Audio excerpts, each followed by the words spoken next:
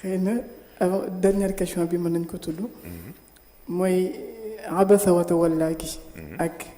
ni mu ci ñëwee peut-être mise en garde boobu yàlla di defal yonent bi mbokk bi laaj ne ak yonent bi formation yi muy jaar yëpp.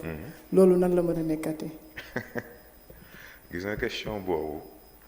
mook ki doon laaj ci a'udhu billahi minash shaytani rajim et pourtant c'est la même question xam nga wax ji lan la dégg la laaj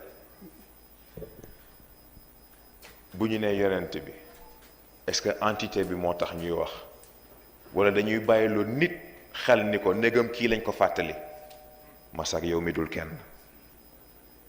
bu ñuy wax a'udhu billahi minash shaytani rajim mais est-ce que Iblis a tax ñuy wax ndax am na loo xam ne ku ca nekk ku la ca déranger di seytaane kon nag foofu fonction bi moo tax ñuy wax yooyu nag lu jar a xàmmee la